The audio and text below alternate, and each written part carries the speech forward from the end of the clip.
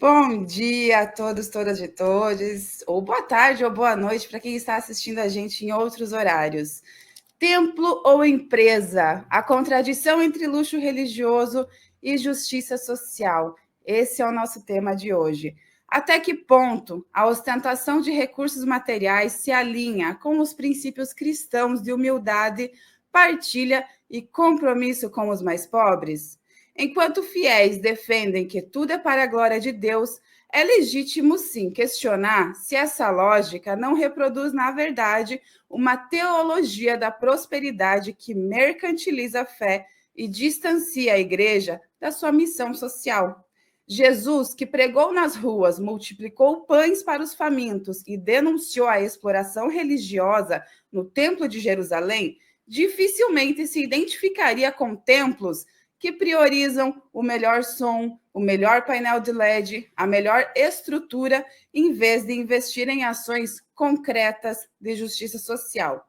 Se o Espírito Santo realmente inspira excelência, por que ela não se traduz em projetos de moradia, educação popular ou apoio a comunidades vulneráveis, em vez de estruturas que mais se assemelham a shopping centers do que a espaços de acolhimento de fato? A crítica não é o conforto ou a modernidade, mas a lógica por trás dela. Uma igreja que se aproxima do modelo empresarial acaba por se tornar um negócio, onde o fiel é cliente, a fé é produto e o lucro, mesmo que disfarçado de dízimo, é o objetivo final. Enquanto isso, milhões vivem sem o básico. Como conciliar essa realidade com o chamado cristão, a solidariedade? Essa contradição é o centro da minha entrevista de hoje com Luiz Sabanai, teólogo, pastor presbiteriano e coordenador do Núcleo de Estudos sobre Religião da Fundação Perseu Abramo, que defende uma igreja comprometida com os pobres e crítica ao neoliberalismo religioso.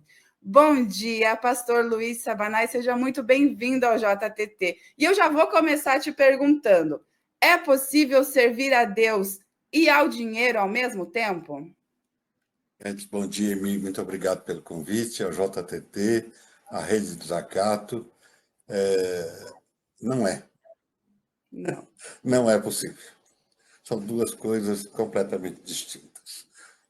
Jesus Cristo diz que não há dois senhores, só tem um.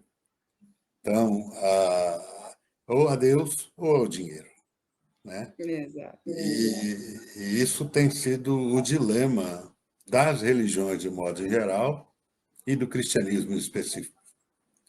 Lá no período...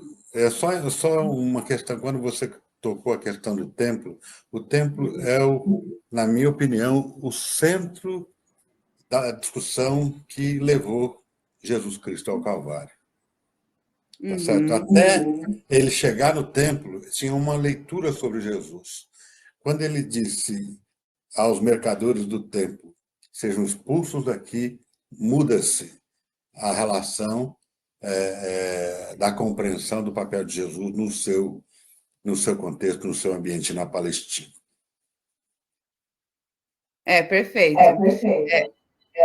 Eu só vou desligar o teu som enquanto eu falo, Luiz, que está dando interferência. Luiz, eu vou trazer aqui para a nossa audiência dar uma olhada, até nem entra tanto nessa questão religiosa, mas a Mariane Santana é uma arquiteta, e ela fez um vídeo falando sobre sobre a questão arquitetônica dessas igrejas, e a gente está falando aqui, para a nossa audiência entender, de igrejas como o Get Church, que está bastante em moda hoje em dia, né? Como eu trouxe na abertura hoje, eles priorizam o comércio, né? A beleza, os shows, os painéis de LED e toda essa parafernália, né? Então, eu vou trazer o vídeo da Mariana Santana, da arquiteta Mariane Santana, que o meu amigo Gilney, inclusive, me mandou, para a gente dar uma olhada, nem tanto na questão religiosa, mas sim na questão arquitetônica, que também influencia. O tanto de igreja que tem surgido, que se parece com um shopping center, A fachada em linhas retas, as superfícies espelhadas, a iluminação fluorescente, os painéis de LED, os espaços de consumo, com lojas, com cafés, enfim, muito diferente de qualquer tipologia histórica de arquitetura religiosa. A minha formação é em teoria e história da arquitetura e urbanismo, então me chama muita atenção que esse não é um espaço projetado para inspirar alguma transcendência, mas justamente para facilitar o fluxo de capital, de consumo com maior eficiência. Eu não vou nem entrar na questão religiosa nesse vídeo, no fato de se venderem áreas VIPs, enfim. Eu vou focar no aspecto arquitetônico da coisa. Porque a escolha dessa estética é um sintoma de uma transformação maior, em que tudo precisa ser otimizado. Se no neoliberalismo você precisa ser a sua melhor versão, o mesmo acontece com os espaços que também sucumbem à lógica do capital. A igreja tem cara de shopping, a escola, até as casas começam a ter cara de shopping. Um teórico da arquitetura chamado Renkurras cunhou a expressão cidade genérica para falar sobre esse fenômeno. Ele se pergunta: seria a cidade contemporânea como os aeroportos, todos iguais? Tudo é genérico, sem identidade. A igreja, que se parece com o centro comercial, é a pura materialização de um mundo onde a experiência espiritual entrou na corrida para a otimização. É um altar que compete com a vitrine. Será que ainda somos capazes de habitar espaços que resistam a essa tirania da melhor versão?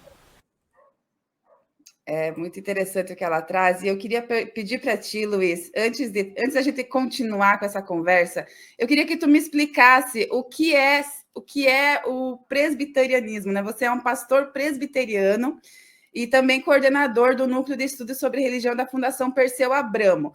Fala sobre o que é para a gente entender, para nós leigos da teologia entendermos o que é um pastor presbiteriano e o que é também a Fundação Perseu Abramo. Tá certo, Emi. O presbiterianismo é uma das igrejas nascida na Reforma Protestante do século XVI. Né? Tem o seu desenvolvimento inaugural em Genebra, na Suíça. Depois tem a construção da matriz religiosa, da sua organização, basicamente na região da Escócia, e expande depois para todo o mundo, tendo aí cerca de mais de 100 milhões de fiéis no mundo todo. Né? Então, nós somos parte de uma aliança mundial de igrejas em 170 países ou mais, mas considera na Reforma Protestante do século XVI a chamada Reforma Radical. E a Reforma Radical ela é exatamente a simplificação da fé. E também, no seu desenvolver, tem contradições, como qualquer uma instituição humana, mas perdura aí já há mais de 500 anos, proclamando a fé cristã, organizando o povo, contribuindo com a sociedade de modo geral. E no Brasil, nós chegamos aqui em meados do século XIX, né? Mas teve duas ações, duas excursões anteriores. Os refugiados que vieram da França e fundaram a França Antártida aqui no Brasil, logo no início de 1500, 1520, eram calvinistas e eram da minha tradição reformada da religião.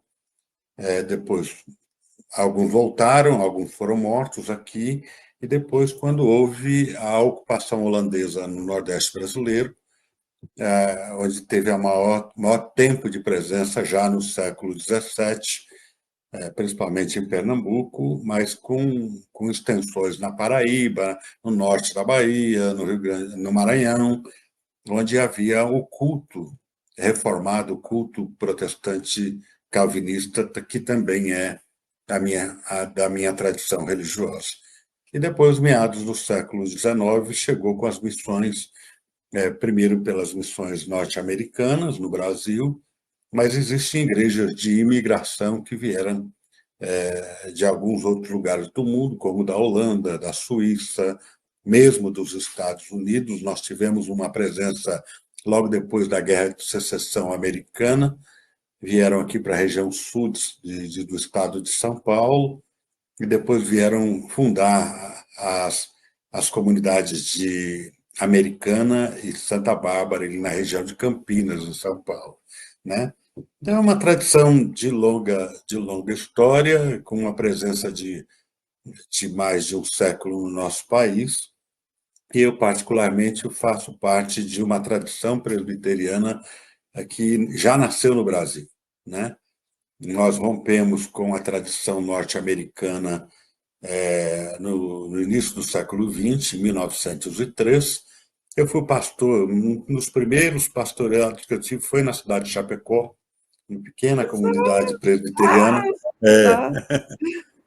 Eu viajava de Florianópolis para dar assistência às famílias aí em Chapecó durante os primeiros anos da década de 90.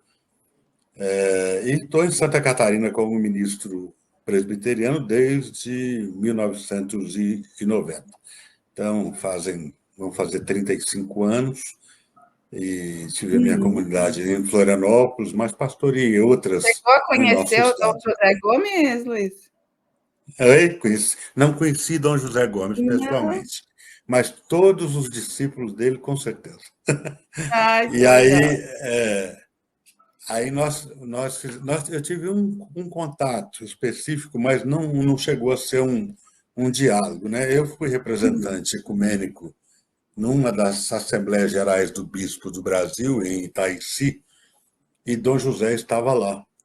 Então, nós cruzamos o período que a gente estava, era um período no ano 2000, nós estávamos lançando uma campanha sobre o perdão da dívida externa, tinha todo um movimento em torno disso, e eu participei da Assembleia Nacional dos Bispos do Brasil e conheci outros bispos mais especificamente, mas Dom José foi como diz, nós ocupamos uma mesma sala, né? Mas eu não tive nenhum contato específico, mas sei quem é uma grande figura historicamente para a fé na região de vocês, no nosso estado e no país, né? Um É no testemunho país. brilhante. Dom José E Gomes foi histórico. Perdão, eu silenciei teu microfone, Luiz. Pode começar então, de novo. só um detalhe, a questão. Então, o ser pastor presbiteriano, eu já estou na fase, inclusive, de jubilação, né? Hoje, atualmente, eu sirvo a Igreja Presbiteriana aqui no Lago Norte, em Brasília, aonde eu dou assistência como pastor assistente, né? Na minha tarefa pastoral. E a Fundação Perseu Abramo é a fundação vinculada ao Partido dos Trabalhadores, em que eu venho dialogando com essa questão da religião pela fundação desde da campanha, da última campanha do presidente Lula, mas nas campanhas anteriores também eu colaborei sobre essa questão do debate religioso, e mais especificamente agora eu coordeno um núcleo de estudos que estamos lançando a semana um programa de formação para os evangélicos que são militantes do Partido dos Trabalhadores. Nós temos aí, no meio de 3 milhões de filiados, uma proporção de 20%, 25% que transitam, de alguma forma, na sua fé, nas igrejas evangélicas brasileiras. Então, nós estamos dando essa oportunidade, e é uma fundação que tem o caráter educacional formativo e também de organização da história da luta dos trabalhadores no país. Agora eu estava com o meu som silenciado. Luiz, eu vou dar uma lida aqui nos comentários. Ó, a Thali Feld Glazer está aqui, ó, dando um bom dia para mim e para ti. Culpa de tantos anos, né? Falando de ti. A Josiane aqui, ó, respondendo ao vídeo, né, da arquiteta, fala: arquitetura sacra vem sido estudada há milênios. Tudo tem um fundamento. Parece que a arquitetura escolhida pelas church atendem um objetivo. Talvez por isso parecem shopping centers, que o objetivo a gente já viu, né? É o lucro, né? O comércio. O Elton Martins, bom dia. Tema maravilhoso e importantíssimo. A Vanessa aqui do Movimento VAT, ou alguém do Movimento VAT, Vida Além do Trabalho. Bom dia, tema muito bom. ouvir vocês, muito importante esse debate. Precisamos encarar de frente os ataques que estão acontecendo. Muitos, né? Movimento VAT ali, ó, lutando por uma escala reduzida, né, de trabalho, pelo fim dessa escala 6x1 absurda. E a gente vê, né, Luiz, eu vou até, inclusive, trazer o vídeo sem som aqui para passar, para deixar passando aqui enquanto a gente vai conversando. Opa, peraí, aqui. E aí a gente tem que trazer sempre essa questão, né, Luiz? A gente tem uma sociedade, a gente vive numa sociedade que explora, que segue explorando os trabalhadores e trabalhadoras, já numa escala absurda de trabalho. A gente vê, eu vou até compartilhar aqui a tela com vocês, para a gente fazer uma reflexão. Deixa eu colocar aqui, para a gente fazer uma reflexão sobre o custo de vida desses pastores, dessa galerinha aí que prega, né, esse tipo de comércio. E eu não conheço grande parte dessas pessoas que eu vou trazer aqui, mas provavelmente eu acredito que o pessoal ali dessas igrejas, que frequentam essas igrejas, provavelmente conhecem, né? Mas aqui, ó, a gente tem Fernanda Brum e Sheila, usando óculos escuros de sol Fendi, R$ 3.275. Outro óculos Dolce & Gabbana, R$ 1.238. Estevan Hernandes, não conheço essa figura, mas está ali, ó, usando um relógio Hublot, não sei se é assim que fala, gente, R$ 189 mil. Cassi Valadão, usando uma sandália Dior de R$ 7.105. Dave Leonardo, mala Rivona, 6.000, mochila Porsche, 1.900. Vitória Souza, usando um óculos Valentino, 3.600. Davi Lacerda, usando uma camiseta de R$ 4.000. E assim segue, gente. Esse aqui é o Nietzsche Xeriforismo, que postou a página, né? O André Valadão, usando um moletom de 8.563. E assim se segue, né, gente, com essa ostentação que é feita pelos pastores dessas igrejas, pela pastores, pastoras, né, que também tem pastoras, mas a gente vê essa ostentação toda acontecendo, enquanto as pessoas, Luiz, e é isso que eu quero trazer, como funciona esse acolhimento, porque eu recebi relatos, tanto de pessoas que frequentam essas igrejas, quanto de pessoas que têm preocupação com familiares frequentando essas igrejas. Eu vou trazer um relato de uma senhora que era minha vizinha, e ela é trabalhadora doméstica, trabalha como doméstica, ela tem uma filha que também trabalha muito, que é aquilo, passa uma vida muito sofrida, trabalhando nessa escala 6x1, absurda, né? Luta muito para ter o seu dinheirinho, e ela me contando que a filha dela estava frequentando essas igrejas, essa Get Church, e ela estava muito preocupada, porque ela estava dando muito dinheiro dela para a igreja, e ela me contando, agora eu estou preocupada, Amy, porque ela me falou que vai num retiro espiritual, que é de 3 dias, e ela me disse que pagou R$400 para esse retiro. E eu ainda acho que ela mentiu, que ela reduziu o valor que vai pagar, para eu não brigar com ela. Mas R$400 faz falta, faz muito falta para ela, faz muita falta para ela no dia a dia, nas compras do mercado, no pagamento das contas, os boletos que a gente tem que pagar, né?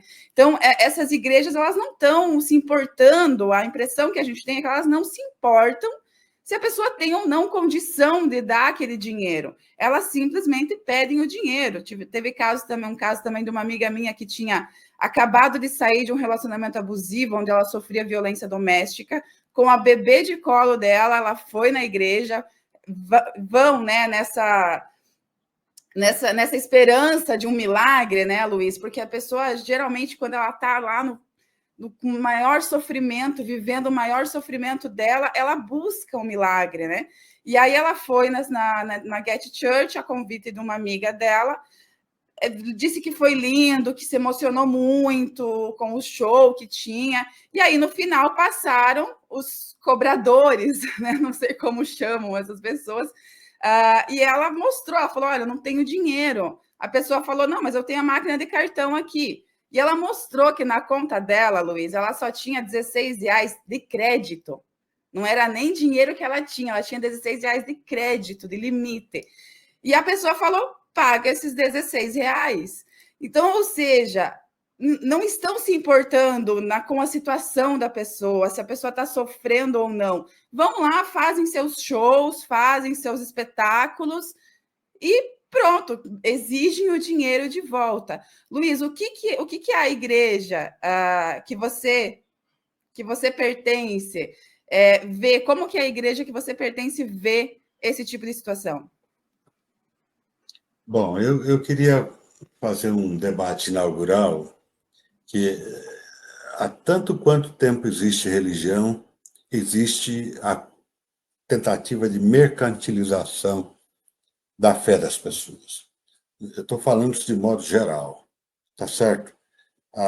Porque nós não temos um modelo de sociedade, nem contemplamos em viver um modelo de sociedade diferente dessa sociedade que se organiza a partir do econômico, tá certo?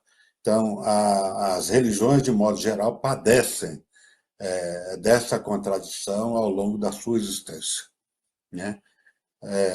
Só bom dia para a Thali, bom dia para a Josiane, bom dia para o Elton, que estamos assistindo. A Thali é uma companheira de longa data, né? A última vez que eu a encontrei, eu tirei uma fotografia com ela, tenho guardado lá na saída do terminal urbano de Florianópolis. E discutindo essa questão da mercantilização, eu faço foco à questão da tradição cristã, que é o nosso caso, né? Então, a tradição cristã, a primeira grande divergência levou, na minha opinião, ao martírio, ao assassinato de Jesus de Nazaré. Qual foi a grande questão colocada? Que Jesus questionou o templo como espaço de mercantilização, como espaço de troca, de venda, de barganha de fé. Então, quando Jesus confronta o templo, a situação de Jesus se agrava com o Estado romano e com os próprios sacerdotes dessa tradição religiosa do período de Jesus, do primeiro século. Então, qual que é a grande lição dessa questão? Que a fé cristã é exatamente antagônica a esse modelo mercantil da fé. Completamente antagônica. E eu não quero dizer que nós, os cristãos, não tivemos contradições e cooptações ao longo da nossa existência de 2025 anos.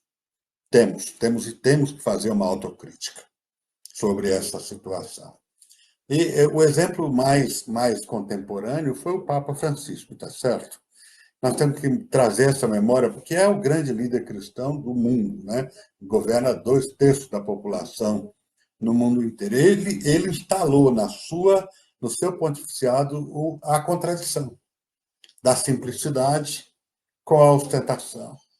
Então, a crítica pela prática pastoral que ele nos deixou como legado, e eu espero que o novo Papa possa também seguir os mesmos trilhos, mostra para nós, os cristãos, que nós precisamos de uma autocrítica profunda sobre a razão da nossa fé.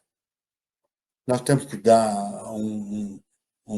ter um tempo para pensar na nossa coerência com a prática estabelecida por Jesus de Nazaré, que é a origem, o exemplo, a razão da qual nós vivemos a fé nessa contemporaneidade. E qual o problema? O problema também dessa questão, porque tem um segundo elemento que a religião ela é um sentimento de poder. Que óbvio, você se apodera dessa relação com o divino e tenta traduzir isso de uma forma material, com as suas ambições humanas de sobreposição dessas relações. Então, a primeira grande questão que tem que ser repensada é que tipo de humanidade nós queremos. Você está entendendo? Baseado naquilo que nós cremos, baseado no exemplo de Jesus de Nazaré. Então, essa é a primeira questão que eu coloco no desafio de olhar essas contradições que a gente tem. A segunda grande questão que eu coloco, Emi, é que tipo de sociedade nós também queremos viver.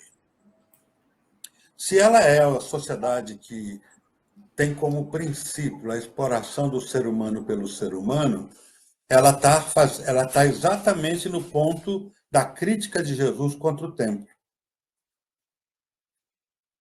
Exatamente.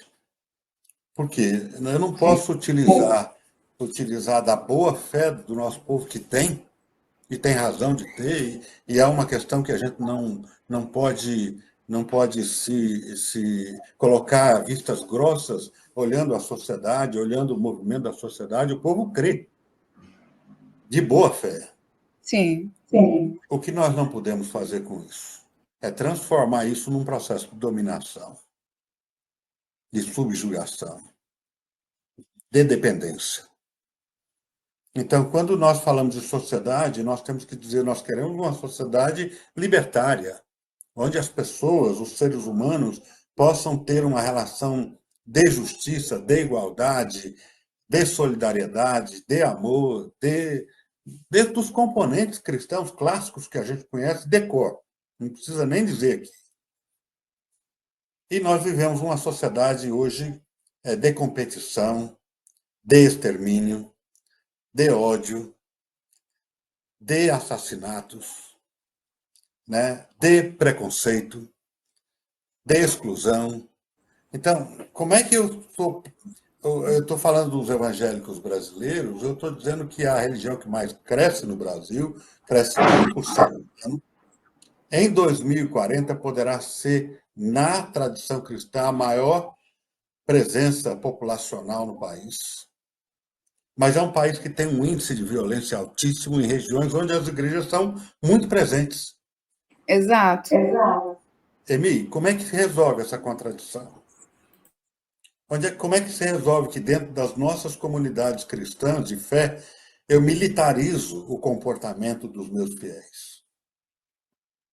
Você está entendendo? Aí eu vou dizendo para você que o LED da igreja ele se torna desse tamanhozinho no problema. Que aquilo não é um templo cristão mais clássico. É um contemporâneo, mas aquilo é mais um estúdio. É É sim. muito mais.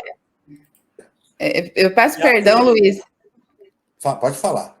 Eu Mas, peço assim, perdão, é que quando eu começo a falar, eu tenho que mutar o teu som, senão aparece o retorno do meu áudio. Mas pode concluir. Não, mas é só porque o problema do formato arquitetônico é só a expressão última de um conceito de ser humano, de vida, de sociedade e de mundo também, de como é que nós nos relacionamos com o mundo, né? Do ponto de vista dos templos bonitos, das arquiteturas bonitas, eu não vejo até muito problema nisso, assim, porque isso é parte da expressão da inteligência, da capacidade humana de traduzir o seu momento, a sua história, o seu contexto. Mas, do ponto de vista do simbólico, tem muito a ver. Tem muito a ver. Né? E se você pegar na história do cristianismo, você tem várias contradições de natureza similares. Mas o que eu questiono é qual é a visão de mundo que nós temos no contemplar a fé num espaço desse, em que eu creio se houver débito e crédito. Eu creio se eu for beneficiado ou alguém ser beneficiado. Eu creio se eu usar o relógio X, Y, Z, o carro A, B, C ou D. Isso é parte do que nós chamamos no cristianismo de mundanização. Exatamente. Então, você tem uma visão mundana no seu comportamento de fé, evidente, testemunhal, que é essa ostentação que nós falamos aqui. Emi. O Elton Martins está aqui dizendo: eu conheço muitas pessoas próximas que frequentam igrejas assim. Você vê claramente que fazem as pessoas refém da própria fé, usando uma ideia absurda de se não ajudar a igreja, Deus não vai ajudar você. É isso, é uma ameaça quase, né? Luiz, fundida ali, né? Criando uma ameaça às pessoas ali, e é aquilo que eu tenho muita. Eu não quero usar o sentimento que eu costumo ter em relação a isso, eu não quero verbalizar esse sentimento, Luiz, mas ele não é bom, né, em relação a essas. Porque são pessoas, né? A gente precisa entender que são pessoas. E eu, como uma leiga, né, na questão da teologia, já me considero quase praticamente uma agnóstica, né? Eu não acredito, mas também não duvido. Mas, ao mesmo tempo, eu tenho um respeito muito grande pelas culturas e justamente pelos ensinamentos, né? Eu um dia pedi para o meu pai me explicar como foi, me dizer onde ficava na Bíblia a história de Jesus, para eu dar uma estudada, porque justamente a gente vê as pessoas deturbando completamente a história de Jesus Cristo, né? Eu acredito sim que Jesus Cristo existiu, e foi um grande Messias, e foi um grande, né, um grande sociólogo, né, na minha visão, que ensinou muita coisa, ensinou justamente a questão da justiça, a questão de combater o preconceito, né, de lutar contra a desigualdade, de lutar pelos pobres, pelas mulheres também. Então, a gente acaba vendo nessas igrejas de hoje em dia, né, modernas, enfim, a gente acaba vendo isso mesmo que o Elton trouxe aqui, né? É uma ameaça de se não ajudar a igreja, Deus não vai ajudar você. E aí a gente vê aquilo que eu trouxe antes, dos líderes dessas igrejas ali, com relógios de 200 mil reais, com bolsas de 10, 15 mil reais. E aí é isso que é o sentimento que eu não quero verbalizar aqui, porque eu estou conversando com um pastor aqui também, então eu não quero verbalizar esse sentimento para ti, mas é um sentimento muito ruim que eu tenho, porque me dá muita raiva, sim, de ver essas pessoas se aproveitando da dor das outras pessoas. Não se trata de você ter ou não fé, mas se trata do abuso que essas pessoas, que são pessoas, cometendo a partir do sofrimento das outras. Porque as pessoas estão em sofrimento, as pessoas estão indo em busca de um milagre, estão indo em busca de acolhimento. E quando elas chegam lá, elas recebem o quê? Dívidas. Elas se endividam. Por quê? Para começar, você precisa estar muito bem vestido para frequentar esses lugares. Você precisa estar tá com uma roupa que pelo menos pareça que é de marca para estar no meio dessas pessoas. Você precisa ter um carro legalzinho para estar nesses lugares. E aí você vê esses líderes, essas líderes desses lugares andando de carrões do ano, comprando mansões, relógios que custam o valor do teu apartamento, né? E você tem que lutar e batalhar tanto, e ainda assim, quando você vai num espaço em que você quer ser acolhido, acolhida, você recebe ainda uma cobrança, como o Elton trouxe aqui, como se você, para que Deus te veja, você precisa dar dinheiro àqueles e aquelas que são representantes dele, não sei. Eu tenho, primeiro, Emi, nenhum problema com a indignação, viu? A indignação, ela é tão cristã quanto a existência da nossa tradição de fé. Não quero dizer que isso faça a cooptação da sua consciência em relação à fé, mas a indignação é um princípio da tradição religiosa cristã, que a gente chama, inclusive, de profecia. Então, os profetas, tanto do Antigo como os precursores da tradição messiânica de Jesus e depois os apóstolos, tiveram comportamentos assim bastante duros em relação às contradições da sociedade em primeiro momento, Quando eu falo contradição da sociedade, é a opressão, né? É a exploração das pessoas, e depois eu quero traduzir isso no que hoje significa. Mas quando você fala dessa sua ótica, quando você traz essa perspectiva de uma teologia libertadora, de uma teologia que ela é contemporânea à sua realidade, que ela é crítica a modelos de sociedade, isso é da nossa origem latino-americana, especificamente no nosso país, no Brasil, né? Então eu tenho muito orgulho de ter nascido numa geração consequente a um novo pensar sobre a vida, sobre o ser humano, sobre a sociedade, na ótica da nossa fé. E posso dizer a você muito claramente, o que me garantiu no meu processo de sacerdócio ao longo desses 35 anos foi exatamente ter essa perspectiva do ponto de vista da consciência que se acumula à consciência cristã e à nossa tradição de vida. A capacidade de enxergar o mundo diferente do que todo mundo quer que a gente enxergue ou se comporte, né? De mostrar a contradição. A segunda questão, Emi, é o enfrentamento que nós vamos fazendo ao longo da existência. Não é uma questão. Hoje eu acho que está muito mais caracterizado, então o inimigo fica muito mais fácil de se lidar. Eu quero dizer inimigo porque as formas de organização que, por exemplo, torna-se o ser humano culpado absolutamente de todas as coisas e pobre, essa é o princípio da dominação da consciência das pessoas. Então, eu vou para uma igreja, ao invés de ser liberto pelo que nós chamamos da graça de Deus, eu saio de lá mais culpado e responsável por coisas que eu nunca sou, não quero ser, do que desumaniza, inclusive, a nossa condição. E saio devendo, né? Esse é o outro problema. Então, aí, esse dado da exploração, da mercantilização da fé, que eu acho que é o tema que nós temos que centrar, e o tema que nós devemos desenvolver na sociedade, uma crítica de conscientização, inclusive, né? Nós temos que buscar, no universo da sociedade, todos os mecanismos que consigam acumular as condições de pensar uma nova vida para o nosso povo, um modelo novo e que as igrejas façam parte disso, porque elas deveriam ser precursoras. Hoje não são. Hoje estão refém de um mecanismo ideológico, né? De um mecanismo de consumo, fazendo espetáculo de fé, né? Não vou falar o nome tudo, quer dizer, mas não é isso.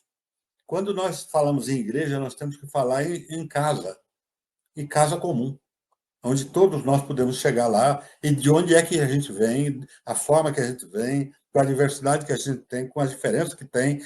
A casa comum seria o lugar onde o povo deveria viver, comungar, conscientizar e expressar aquilo que acredita, né? Ao contrário, os templos religiosos viraram um tempo de mecanização dos seus fiéis àquilo que eles acreditam que é certo e errado.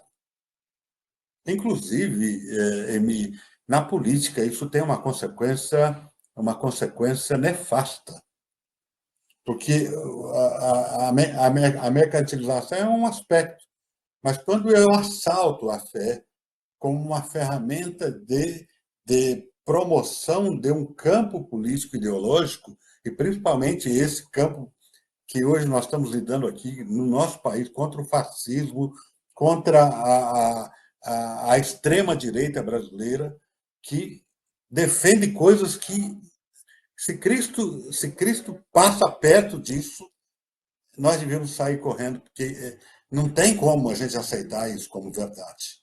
E nem naturalizar isso. Entendeu? Então, acho que o componente desse debate que você está promovendo hoje, ele tem todas as razões, não só com o fundo religioso, mas eu quero trazer o desafio aqui para pensar os outros elementos da sociedade que também se comportam e acumulam para esse projeto que não é um projeto de ser humano, de vida e de sociedade mais adequado àquilo que nós queremos como liberdade, como solidariedade, como democracia, como qualquer outra coisa. Né? Então, qual que é a ruptura que eu sugiro? Nós temos que romper com um sistema que nos escraviza do ponto de vista religioso, que é essa conduta mercantil da nossa fé. E essa é a minha revolta maior, Luiz, justamente porque é usado, você trouxe a questão política, né? A gente vê aqui em Chapecó, já estamos vendo a primeira-dama da cidade aqui promovendo eventos em parceria com essa igreja. E aí você vê, né, que quando começa a política, é uma promoção, é uma casa de show, não é uma igreja. Você não está indo numa igreja, você não está indo contemplar a Deus ou a Jesus Cristo. Enfim, é muito difícil, porque os relatos que eu ouvi são tantos, Luiz, que mesmo as pessoas que defendem aquilo, que são fiéis àquela igreja, aquele movimento, mesmo essas pessoas, elas não conseguem perceber o que elas estão falando, sabe? O que elas estão defendendo. Eu vi amigas minhas que viviam livres, que eram mulheres livres, Luiz, que eram mulheres independentes, que buscaram, galgaram a sua profissão, a sua independência. Eu vi mulheres assim se convertendo em donas de casa por causa dessa igreja. A gente vê, é por isso que me revolta tanto, porque a gente tem uma luta tão histórica, há tanto tempo nós mulheres ali, tantas mulheres que morreram, que foram torturadas, que foram massacradas ali para conquistar direitos que hoje nós nos beneficiamos. E aí a gente vê mulheres assim, nada contra, né? Aquilo, nada contra, eu tenho amigas que são, mas a gente vê isso, e aí elas não é uma questão de tipo, eu sou assim, eu quero ser dona de casa, tudo bem, legal, que bom que você conseguiu o seu objetivo.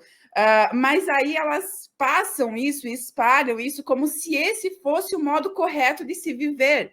E todas as outras mulheres também devem viver assim, com seus maridos, tendo seus maridos sendo os provedores, e aí começa mais uma questão que isso levaria horas, a gente levaria horas falando sobre isso, Luiz.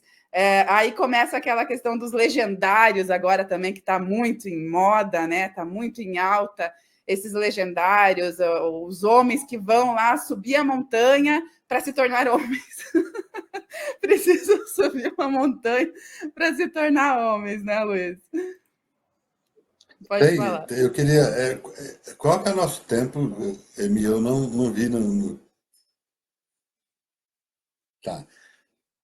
Eu vou tentar fazer um apanhado ao contrário agora.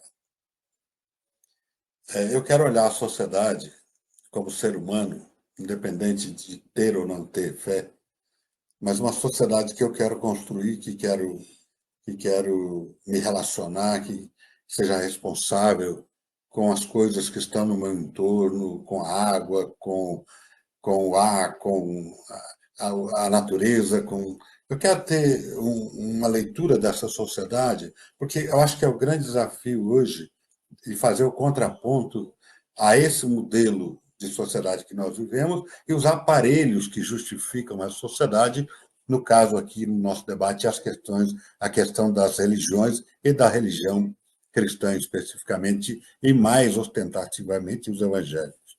Então, nós temos um desafio como cidadãos desse mundo, homens e mulheres, tá certo? É exatamente produzir o que o Papa Francisco começou a produzir no seu pontificado, mostrar a contradição deles em relação ao que creem. Eu também não quero... se a pessoa quer ser fascista, ele vai assumir isso e vai ter a minha oposição disso. tá certo? Nenhum problema. Vai lá, né? Porque eu vou lutar contra. Isso tem que ficar claro, né? Então, quando eu falo das igrejas, aí é outro mundo, porque o simbólico que está na natureza da fé é muito mais forte, porque aí é manipulação.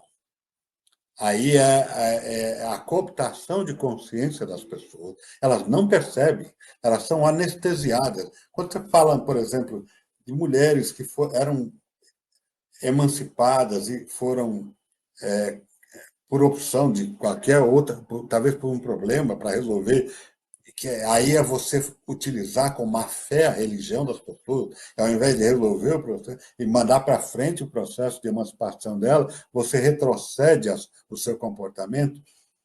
Então, isso é uma violência fora do comum com as pessoas. Então, o que nós não podemos admitir, discutir numa sociedade diferente dessa? É uma igreja com esse tipo de comportamento. Você está entendendo?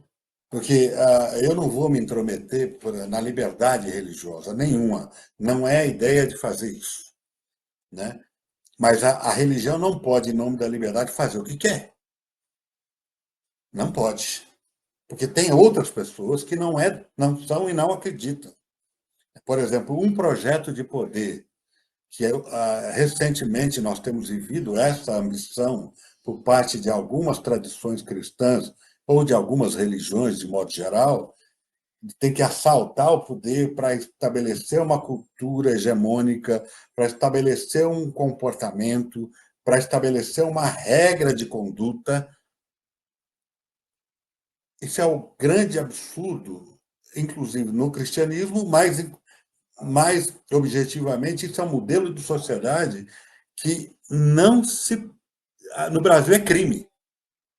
Só para saber. Nós já tivemos aqui, no mundo, isso. Que é o nazifascismo, que é crime. Então, esse modelo de sociedade ele já é rechaçado na nossa Constituição.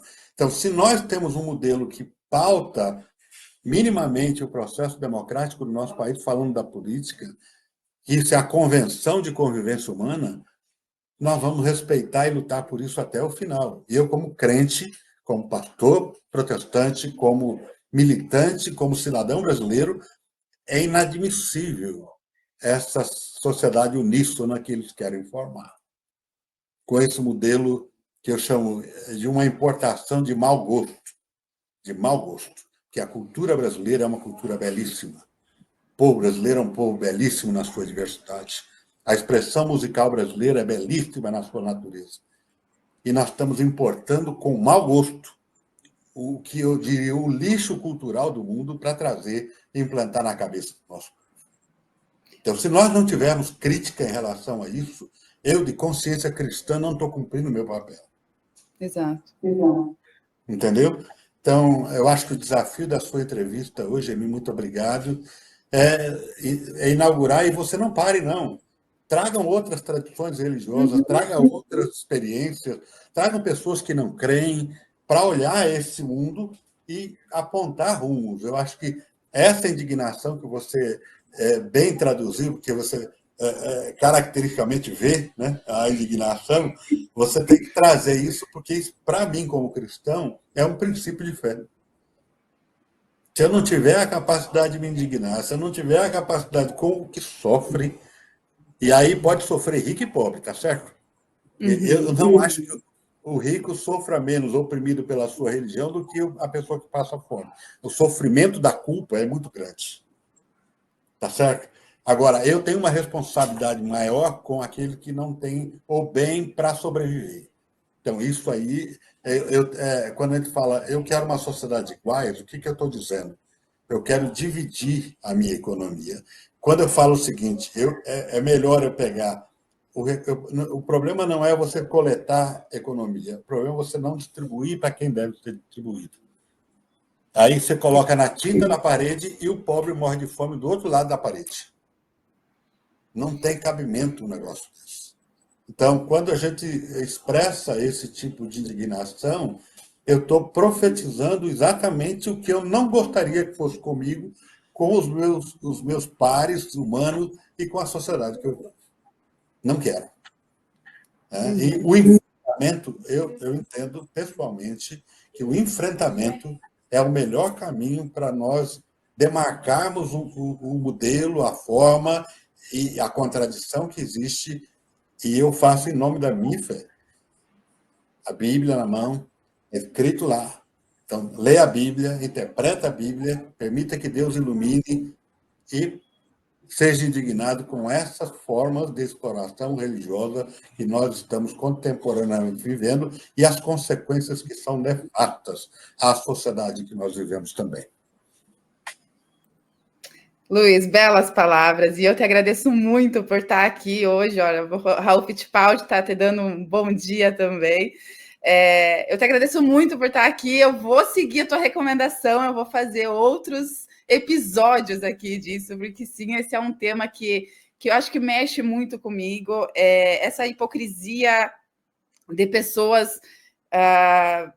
Não é das religiões, e deixar isso bem claro, né, Luiz? Não é da religião ou das religiões, mas sim das pessoas que impõem isso e, como tu disse, que manipulam isso, que levam isso para a política, porque uma coisa a gente precisa deixar bem clara. Ontem o Tiago Scarnio, conversando comigo, também falou isso. Nosso Estado é laico. O nosso Estado é laico, então a religião, a fé, as crenças das pessoas não podem influenciar na nossa legislação.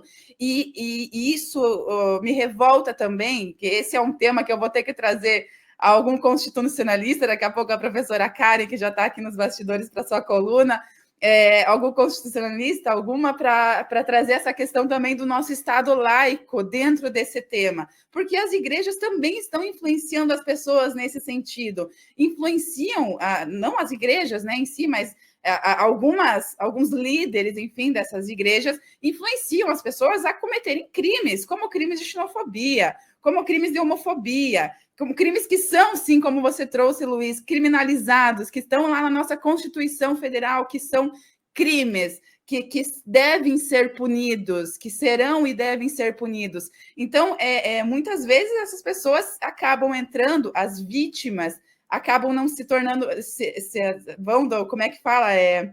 Como dizia, vão do oprimido sonha em ser opressor, né? Então, a pessoa que foi oprimida acaba se tornando a opressora. Então, essas vítimas que chegam lá e acabam acreditando em tudo que é dito, acabam se tornando opressoras, né? Como o caso das mulheres. A Jo trouxe aqui, ó.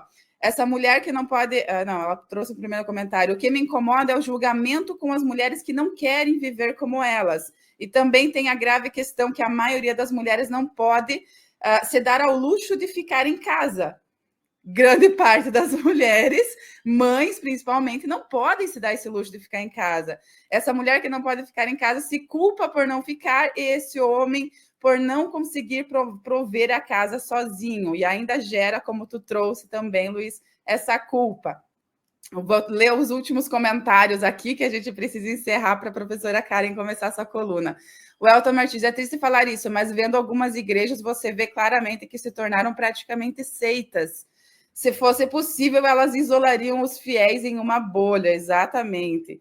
O Raul Fittipaldi aqui dando bom dia e dizendo, poderia vir a coluna, né? Se eu Savas que... Oh, Savalá, e aí? Bora fazer uma coluna aqui no nossa Manhã com Dignidade? O Raul Fittipaldi está sempre ali, ó, no ao vivo, chamando a galera. É um gênio. Saudade de você, viu? Olha que a gente puder conversar em Floripa, seria muito legal. Eu acho que coluna é um desafio, necessariamente não precisa ser eu, mas nós temos que ter uma coluna para discutir. Nenhum problema em colaborar naquilo que for necessário. Agora, qual que é o princípio? O princípio, eu volto a dizer aqui, porque com o Raul, por exemplo, nós conversamos isso há 30 anos atrás, né? Numa cidade, lidando com as contradições de uma cidade que era Florianópolis, nós governamos Florianópolis, né? E aí a discussão é como é que nós estabelecemos mecanismos permanentes de transformação? Esse é o grande desafio. Hoje, mais do que o mecanismo de transformação, como é que nós voltamos a reorganizar o nosso povo. Você está entendendo? Porque não dá para só a gente entrar nessa bolha também, que é a bolha do individual para lá, e a gente colocar. Não, eu tenho que organizar força na sociedade. Sem essa conduta de transformação, de ferramentas históricas que foram, nós temos consequências absurdas, como guerras, né? Nós temos como massacres, porque assim que o outro lado lida, é com o extermínio. Ele começa exterminando a consciência, depois o corpo. Aí quando você vê o que a gente chama de alienação das pessoas, quando você fala das mulheres, por exemplo, Emi, eu fico aqui olhando a situação. Agora, por quê? Né? A pergunta que eu faço é por que levou a essa transição de volta? E onde é que está a nossa ausência? Essa é a segunda coisa objetiva. Porque ele não se migra para uma situação coletiva ou um comportamento, porque há uma oferta de vazio que nós deixamos de fazer.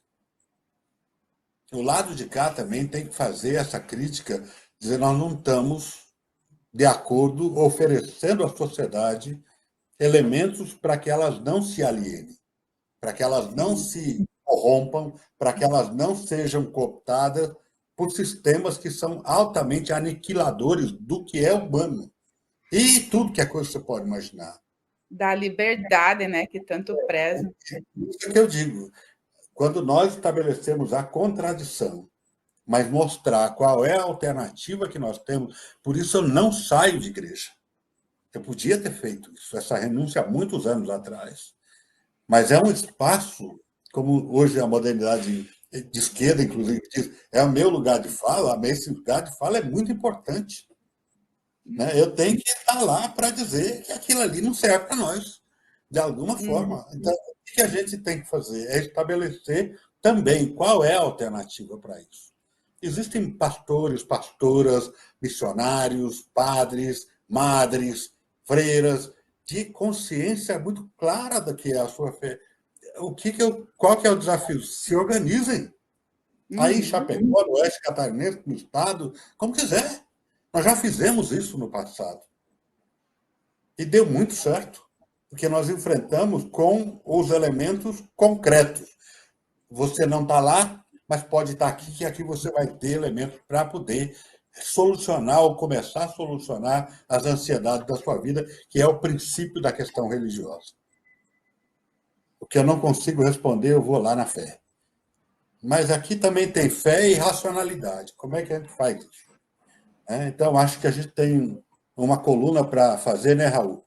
E um desafio, e também um desafio de organização que nós temos que retomar, que eu acho que a gente tem ainda tempo para viver e para deixar essa herança de reorganização da sociedade e fazer um enfrentamento que tem que ser feito, sem nenhuma dúvida, a esses modelos que oprimem, matam, exploram, exterminam as pessoas, o ser humano, a natureza e a sociedade. Exatamente. Luiz, muitíssimo obrigada por topar essa iniciativa aí que eu estou tendo de abordar esse tema que é muito polêmico, sim. Eu até achei que ia ter alguns xingamentos, algumas revoltas aqui, mas a nossa audiência é maravilhosa, né? A nossa audiência é sempre incrível, sempre a gente está sempre do lado, né, da informação correta, dos fatos, da ciência e, por que não, também da religião, dessa religião social, dessa religião que trabalha com o social, com a justiça, que Jesus Cristo pregou, né, e ensinou, deixou como ensinamento, né, para todos e todas nós. E a gente tem que encerrar, infelizmente, mas eu quero te ver de novo aqui. Quem sabe eu faça um JTT Debates nas sextas-feiras, que eu estou retomando o JTT Debates, e convide você e os próximos entrevistados que eu vou trazer aqui sobre esse tema. O que tu acha, Luiz? A gente faz um debate aí com você, um pastor presbiteriano, um constitucionalista, uma constitucionalista ali, pode ser a professora Karen Machado, e Mais alguém aí que eu pensar em trazer aqui para a gente falar sobre isso, e a gente já faz um debate com toda essa galera. Tem nenhum medo de ser feliz. Pode trazer quem quiser, vamos fazer. Já trouxe até uma campanha. Já trouxe até a campanha que o Livros e Literatura já está trazendo aqui, a Lula 2026. Ah, Nenhuma musiquinha. dúvida. Obrigada, Tá bom, Luiz, pela então. sua participação. Um abraço. Eu vou concluir com uma reflexão que eu escrevi, né? Então, claro, obviamente eu vou estar lendo. Em momentos de dor, incerteza e desespero, é natural que as pessoas busquem esperança, um alívio, um milagre, um sinal de que a vida pode melhorar. Essa vulnerabilidade, porém, torna-as alvo fácil para aqueles que transformam a fé em negócio. O que deveria ser um refúgio espiritual acaba se tornando mais uma armadilha do mesmo sistema que já as oprime. Muitos dos fiéis explorados por igrejas que vendem prosperidade já são vítimas do capitalismo. Trabalhadores e trabalhadoras precarizados, mães solo, lutando para alimentar seus filhos, pessoas endividadas por um sistema que as esmaga. Quando chegam à igreja, esperam consolo, mas encontram uma máquina de cobrança, dízimos obrigatórios, retiros caros, cursos de libertação financeira, que só aprofundam suas dívidas. Em vez de acolhimento, recebem mais uma conta para pagar. Jesus expulsou os vendilhões do templo justamente por explorarem os pobres em nome de Deus. Hoje, porém, a lógica vem se invertendo. Templos luxuosos justificam cobranças abusivas em nome da excelência, enquanto pastores vivem em mansões e jatos particulares. Se o evangelho prega que onde está teu tesouro, aí está teu coração, Mateus 6:21, o que dizer de igrejas que acumulam riquezas enquanto seus fiéis passam necessidade? O milagre virou produto, a fé virou assinatura mensal e a salvação um pacote premium. E o mais cruel, quem mais cai nesse esquema são justamente aqueles e aquelas que já foram abandonados pelo Estado, pelo mercado de trabalho, pela sociedade. Em vez de libertação, recebem mais uma corrente, a dívida em nome de Deus. A verdadeira espiritualidade não deveria sugar os últimos recursos das pessoas, mas sim fortalecê-los para lutar por justiça. Se a igreja não está do lado dos oprimidos, ela está reproduzindo a mesma opressão que diz combater. Enquanto houver exploradores vendendo milagres a preço de ouro, a pergunta permanece: quem salvará os fiéis dos seus salvadores?